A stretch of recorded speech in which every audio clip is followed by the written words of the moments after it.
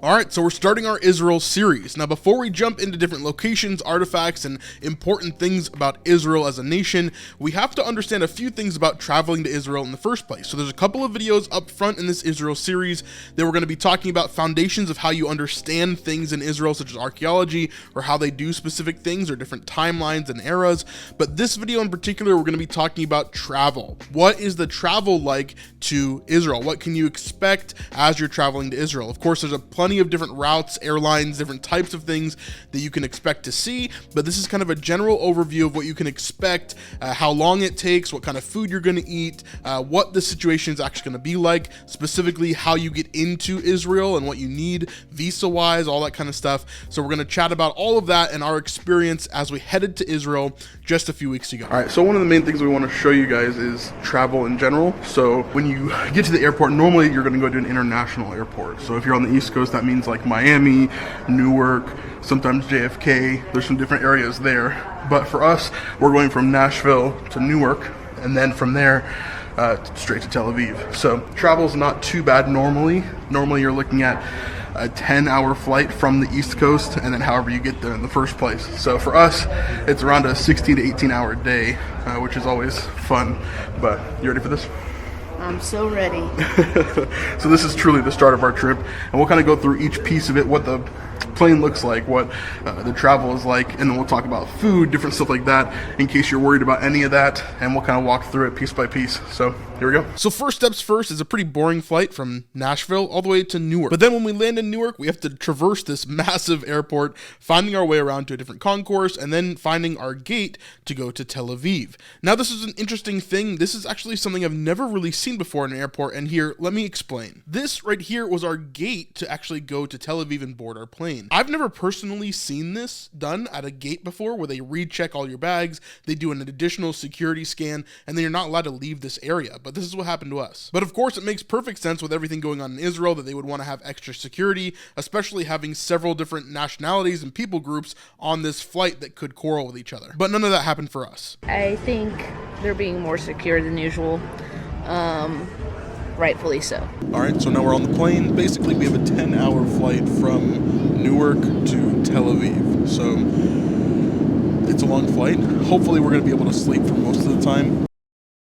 Basically, we're arriving at 9 a.m. in Tel Aviv. And so the idea is that we sleep as much as possible on this flight, and then we're able to get up in the morning and go straight into what we're going to do in Israel. So that's basically where we're at. When you're on a flight like this, it's normally packed because there's a ton of people that are going back and forth from Israel. So you have like the normal people who live in Tel Aviv or they live in Jerusalem. On this plane specifically, you'll see a lot of religious people going back and forth from all over the world, really, that are either going back and forth into Israel or going to Israel for pilgrimage and different things like that. So there's a ton of stuff kind of going on here for sure. But overall, you get a couple of different meals, which we'll get a meal in a little bit, then a snack, and then a meal in the morning. And then we'll arrive in Tel Aviv, and then we'll kind of get going from there. So we'll update you as we go through and make sure that you guys are along with us for the ride. Make sure you know what's kind of going on here. Luckily, I got a seat next to me, so I have a little bit more room on this packed plane. And yeah, we'll update you guys in a few hours. For this trip, we get 2 meals. So right now it's the dinner. It's chicken, cilantro, and rice, and some sort of lentils, I think, and bread, and like a dessert. So this is what we get for at least dinner, and then breakfast is the second meal. And obviously, this being an Israeli flight, there's obviously kosher options as well. So as you travel, you obviously have the normal things like movies and different things that you can do along the flight, but it is a long, long flight. So last night was rough. I didn't get much sleep at all. I watched the Book of Eli. That was cool. Anyway, but now it's breakfast time, and we have eggs. The choices were eggs or waffles. And we've got eggs, croissant, some fruit. I don't even know what fruit is anymore. A little over an hour left on the trip. So we're almost there. Maybe, hopefully, I'll get a nap when we get the car. So finally, after our 18-hour travel day, we finally landed in Tel Aviv safely.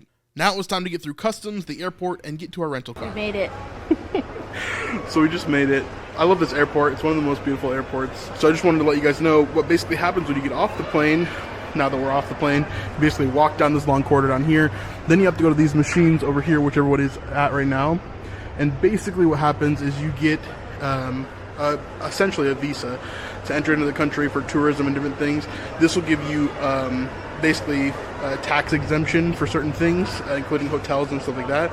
But it's really important for obviously to get in and out of the country, so you got to keep that with you just as a reminder. But here's the airport.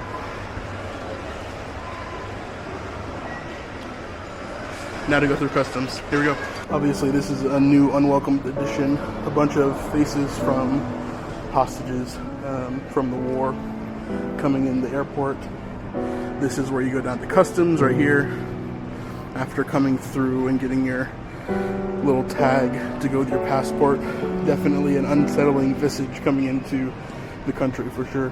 Now I just wanted to play this all the way through. This is only a fraction of the faces that you're actually seeing that were taken in October. These are faces that are still gone, not knowing if they're dead or alive, and only a small portion of the hostages have been returned at all at this point. So many people are still waiting for the rest of the hostages to be returned, and a lot of people believe this is a futile wait, knowing that many of these people are most likely gone. So this is definitely a harrowing first look into Israel as you walk into the airport.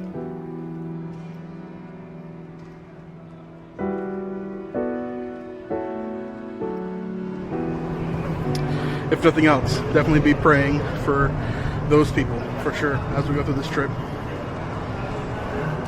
To customs we go. All right, so right down this little ramp right here, obviously we can't film in the customs area, but you go there and you basically give them your passport and tell them why you're entering the country. If you've never traveled before, this can be a really intimidating part because they're really going to question you in where you're going to be or where you're going to stay, how many nights you're going to stay there. What they're trying to do is get any inconsistencies in your story to know if you're here to harm the country or if you're here for bad reasons. So they're not being rude just to be rude, it's just their job. They're trying to protect the country. So this is pretty crazy. So this is the baggage area in Israel. I've been here quite a few times when it's like, you know, not super busy, but this is like pretty crazy. I think our plane is the only one that's grabbing luggage right now, which is over there. And you can just see the rest of the place is just completely empty in terms of other planes that are coming in. Maybe 2 planes that are getting off right now, which is nuts. So if that tells us anything about who's going to be at these sites and different things, then in some ways it's great, in some ways it's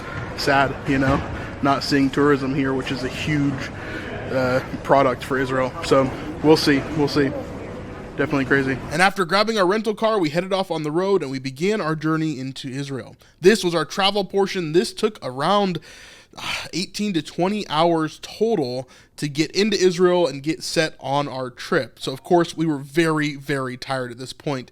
This first day was incredibly difficult as we had gone nearly 24, 26 hours without any sleep whatsoever. Generally when we take groups to Israel, I really like to land at nighttime so that we have one night to kind of recharge and recuperate from the flights, and then we get into our tour the next day. We may still be tired, but it's a lot more manageable. I hope this was informative and helped you understand what travel was like to Israel. We'll be talking about a ton more stuff coming up soon, including the foundation of what you need to know when we're talking about all these different areas and timelines within Israel. That's going to be really important for you to grasp, so do not miss the next video. Make sure you subscribe, hit the bell icon to catch all the videos we put out, and we'll see you guys on the next one. Peace.